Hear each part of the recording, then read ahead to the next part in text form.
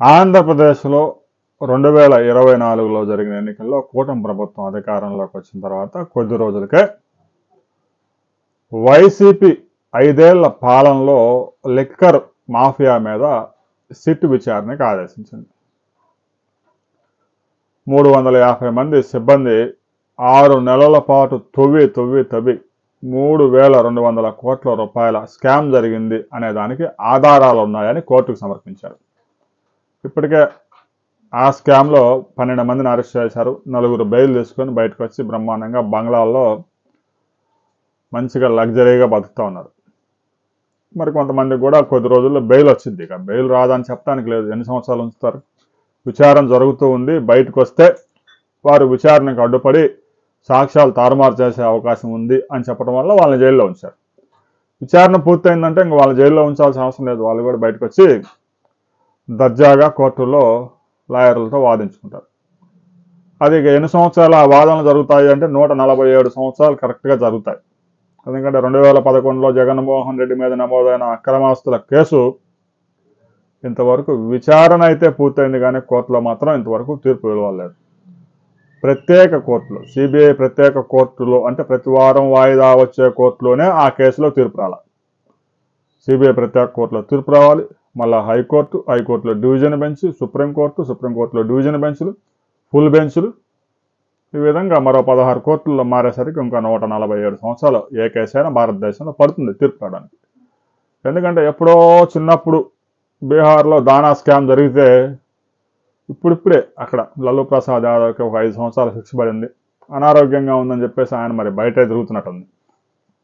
అలాగే ఆంధ్రప్రదేశ్లో liquor scam కూడా వైసీపీ లిక్కర్ స్కామ్ మీద తవ్వి వెలికి తీసి వైసీపీని గబ్బు పట్టించారు కూటమి ప్రభుత్వాన్ని వైసీపీ భావించి అదే దెబ్బ తెలుగుదేశం కూటమి ప్రభుత్వానికి, జనసేన బీజేపీ ప్రభుత్వానికి వేయాలి దెబ్బ అని చెప్పేసి స్కెచ్ వేశారట. ఎవరైతే నకిలీ మద్యం కేసులో అరెస్ట్ అయి రిమాండ్లో ఉన్నాడో జనార్దన్ రావు, కీలకమైనటువంటి A1, ఆయన ఇచ్చిన వాంగ్మూలం ప్రకారం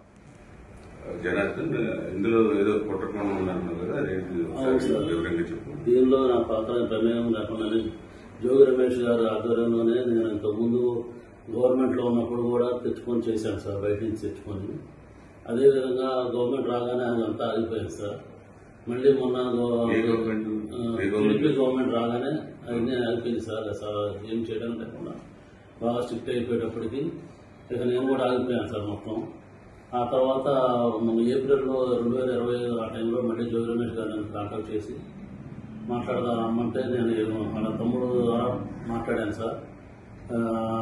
టీడీపీ గవర్నమెంట్ మీద ఏదో రకంగా మనం బదులు చల్లాలి, వాళ్ళకి యాడ్ చేయాలి, మనకి అప్పుడు మైలేజ్ ఎక్కువ ఉంటుంది అని నువ్వు ఇంతకుముందు చేసేవాడు కదా, చేశారు కదా, వాళ్ళందరినీ మళ్ళీ పిలిచి లైన్లో పెట్టన్నారు సార్.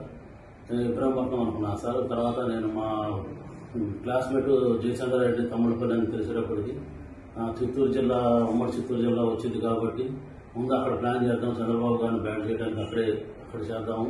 ఇప్పుడు నేను అక్కడ వైన్ షాప్లో వాళ్ళకి వచ్చినాయి, వాళ్ళు చేసుకోలేకపోతే నేను తీసుకుంటున్నానని చెప్పి జోగి రమేష్ గారు చెప్పాను సార్. అయితే అక్కడే ప్లాన్ చేయాలని చెప్పారు. నేను అక్కడ లోపల అతను ఉన్న పాలక సిద్ధాన్ని అతను పట్టుకొని అవన్నీ రూమ్ అద్దెకి తీసుకొని వేరే వాళ్ళ పేరు మీద అక్కడ సెటప్ అంతా చేశాను సార్. చేసిన తర్వాత ఎవరైతే ఉన్నారో వాళ్ళకి తెప్పించి ఇవన్నీ రెడీ చేయించు, మందు తయారు చేయడానికి కావాల్సిన స్పిరిట్, లేబుల్, క్యాప్లు అన్నీ, దాన్ని కలిపేదానికి కావాల్సిన కెమికల్స్ అన్నీ తెప్పించి బాలాజీ ద్వారా చేశాను సార్. అది ఎప్పటికప్పుడు 1 నెల 2 నెలల్లో ఇది ఇలా అంతా రెడీ చేసి పెట్టండి. రెడీ చేసి ఎప్పుడైతే పెడతారో అప్పుడు మొత్తం ఎక్కువగా ఉన్నప్పుడు మీరు ఎవరో లేని సమయం చూసి దాన్ని గవర్నమెంట్ మీద బొజ్జాలుగా నీకేం కాదు, నీకు ఏమైనా ఇబ్బంది అయినా నేను చూసుకుంటాము. నేను బాగా ఆర్థిక ఇబ్బందుల్లో ఉన్నానండి.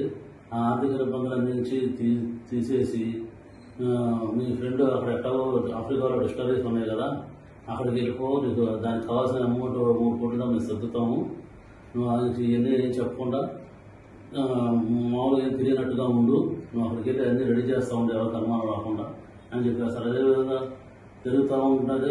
ఏ నెల అక్కడ కుర్రోడు కూడా వెళ్ళిపోతానంటే నేను గట్టిగా అడిగాను సార్, ఇబ్బంది అని అడిగితే మొన్న సెప్టెంబర్ 20వ తారీఖు తర్వాత ప్లాన్ చేద్దాం, నువ్వు మీ ఫ్రెండ్ ఎక్కడున్నాడో కనుక్కో అంటే నేను కనుక్కుంటే ఆఫ్రికాలో ఉన్నానని చెప్పాడు సార్. అయితే నువ్వు కూడా ఆఫ్రికా వెళ్ళిపో, అతనితో టచ్లో ఉండు, నేను పెట్టుబడి పెడతానని చెప్పి కమిట్మెంట్ తీసుకో, నీకు ఇబ్బంది లేకుండా ఉంటుంది, మేము ఇక్కడ అడ్జస్ట్మెంట్ చేస్తాం, అమౌంట్ అంతా మీ బ్రదర్కి చేస్తాం, మీకు ఎటువంటి పరిస్థితులు ఏమీ ఇబ్బంది లేకుండా మేము చూసుకుంటాము, ఎట్లాగో ఇబ్బందులు పడ్డావు కదా, ఎందుకంటే ఇబ్బంది ఏం పడతావు, దాన్ని వెళ్ళిపో, అక్కడైతే నీకు అన్ని రకాలుగా ప్లస్ అయితే నీకు బాగుంటుంది. మాకు కూడా ఇక్కడ గవర్నమెంట్ మీద తప్పుడు ఆరోపణలు చేస్తే మాకు కూడా కలిసి వచ్చింది, మాకు కూడా మా వైసీపీ గవర్నమెంట్ కూడా కలిసి వచ్చింది అని కొన్ని రకాలు భయపెట్టి కొంచెం డబ్బు ఆశ చూపి అన్ని రకాలుగా చేశారు సార్ నన్ను. ఆ తర్వాత లాస్ట్కి ఇంకా 20 నేను టికెట్ బుక్ చేసుకున్నానని చెప్పాను సార్, 24 వెళ్తానికి. అప్పుడు 23 మళ్ళీ ఇంటికి రమ్మన్నాను సార్.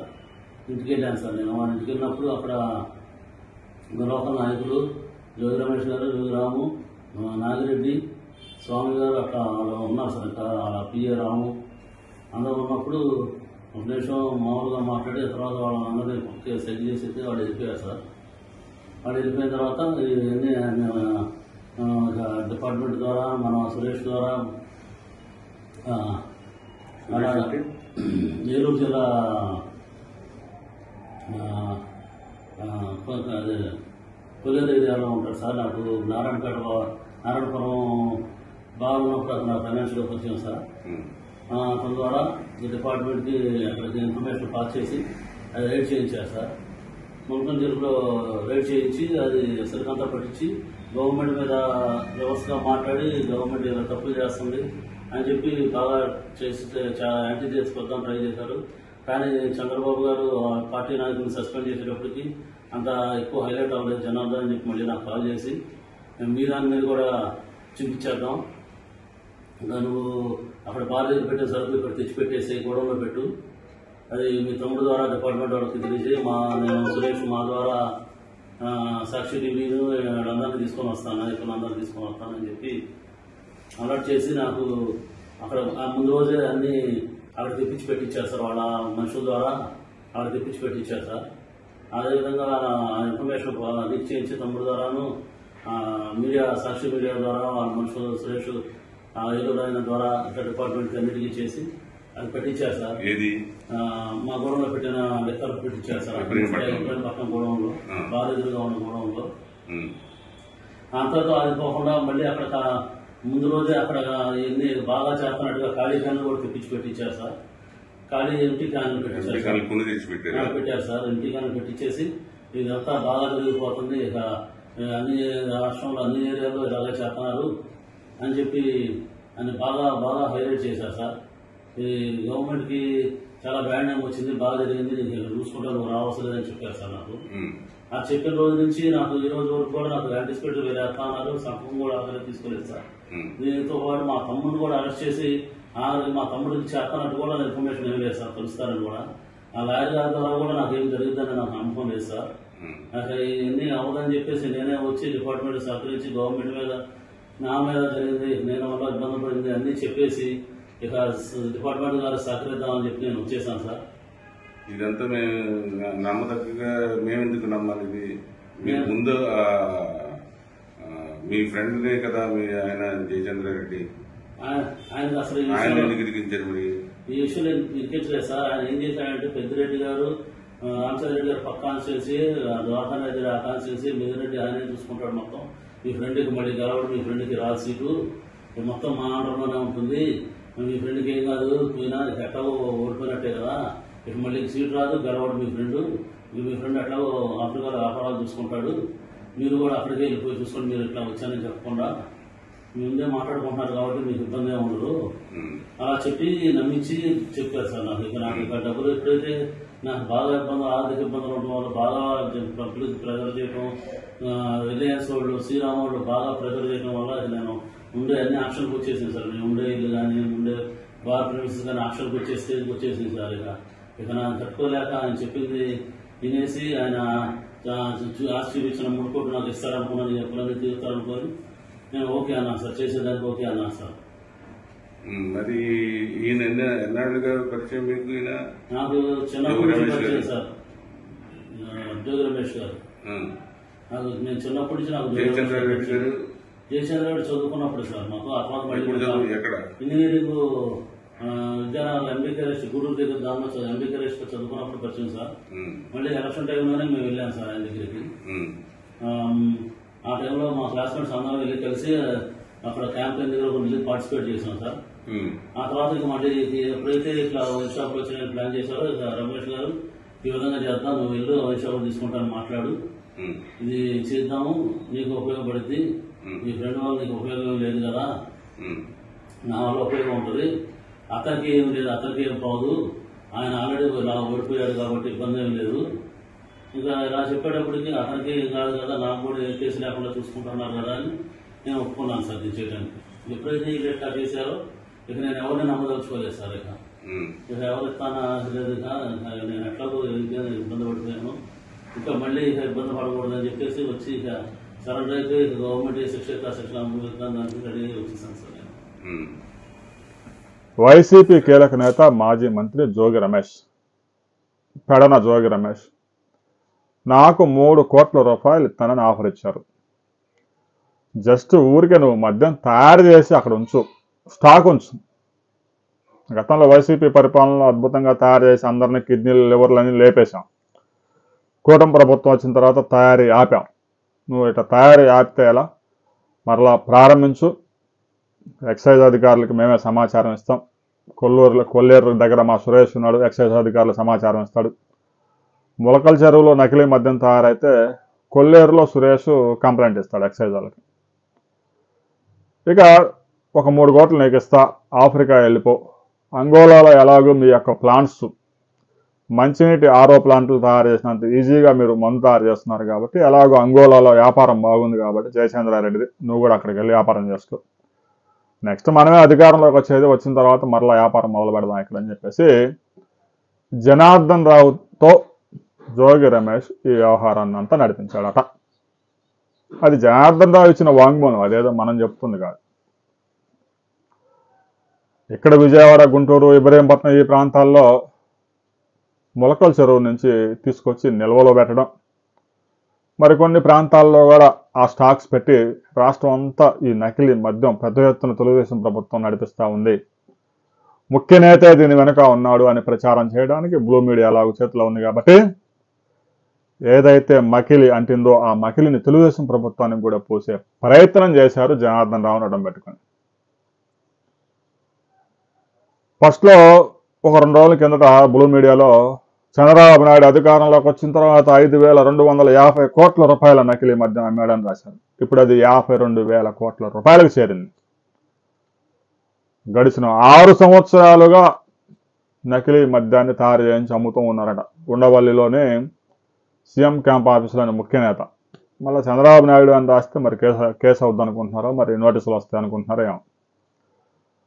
ఉండవల్లి ప్యాలెస్ ముఖ్య నేత ముడుపులు తీసుకొని ఈ నకిలీ మద్యాన్ని నడిపిస్తున్నారని నకిలీ మకిలిని కూటమి ప్రభుత్వానికి, తెలుగుదేశం, జనసేన, బీజేపీ ప్రభుత్వానికి రుద్దారు బాగానే. సరే, బ్లూ మీడియా కూడా ఫాలో అయ్యే వాళ్ళు 39% ఉన్నారు కాబట్టి మీకు బాధ లేదు. అయితే మాజీ మంత్రి జోగి రమేష్ ఛాలెంజ్ విసురుతా ఉన్నాడు. ఏ పరీక్షలకైనా నేను సిద్ధము, నార్కో టెస్ట్ కూడా నేను రెడీ. తిరుమల తిరుపతి దేవస్థానానికి వస్తారా? మీ ఫ్యామిలీ తీసుకుని మీరు రండి, నా ఫ్యామిలీ తీసుకుని నేను వస్తా, రండి దేవుడి దగ్గర ప్రమాణం చేద్దామని చెప్పేసి ఛాలెంజ్ చేసి విసురుతా ఉన్నాడు. గతంలో అగ్రిగోల్డ్ భూములన్నీ తారుమారు చేసి వైసీపీ నేతలకే అమ్మి వాళ్ళ దగ్గర నుంచి కోట్లాది రూపాయలు కుమ్మి కొడుకుని జైలుకు పంపించిన జోగి రమేష్ ఇప్పుడు ఛాలెంజ్ చేసి విసిరే స్థాయికి వచ్చాడు. దీని మీద కూటమి ప్రభుత్వం సిట్ విచారణకు ఆదేశించింది. ఆల్రెడీ వైసీపీ అధికారంలో ఉన్నప్పుడు జరిగిన లిక్కర్ స్కామ్ మీద సిట్ విచారణ జరుగుతూ ఉంది. ఇప్పుడు నకిలీ మద్యం మీద సిట్ విచారణకు ఆదేశించాల్సిన పరిస్థితి వచ్చింది. 15 నెలల కూటమి ప్రభుత్వం చక్కగా నడుస్తుంది అనుకున్న సమయంలో వైసీపీ నేతలు వేసిన డ్రామా కూటమి ప్రభుత్వానికి నకిలీ మకిలి అంటించడానికి చేసిన ప్రయత్నం ఫలిస్తుందా లేదా అనేది ఇప్పుడు మనం చెప్పలేం. ఎందుకంటే ఇప్పట్లో ఎన్నికలు లేవు కాబట్టి. రాబోయే కొద్ది రోజుల్లో ఈ కేసు మరో కీలక మలుపు తిరగబోతా ఉంది. వైసీపీ నేతలే నకిలీ మద్యం తయారు చేయించి కూటమి ప్రభుత్వానికి అంటగట్టి మద్యం కుంభకోణం వైసీపీలో జరిగింది తక్కువ, తెలుగుదేశం వాళ్ళే వేల కోట్ల రూపాయలు చేశారని బ్లూ మీడియాలో రాస్తూ ఉన్నారు. కూటమి ప్రభుత్వం కనుక ఇలాంటి నకిలీ వార్తల్ని నకిలీ మద్యంతో పాటుగా అదుపు చేయకపోతే రాబోయే రోజుల్లో ప్రజల్లో తప్పుడు అభిప్రాయం వెళ్ళే అవకాశం ఉంది. దీని మీద రాష్ట్ర ప్రభుత్వం ఎలాంటి చర్యలు తీసుకోబోతా ఉంది అనే వివరాలతో మరో వీడియోలో మనం కలుసుకుందాం.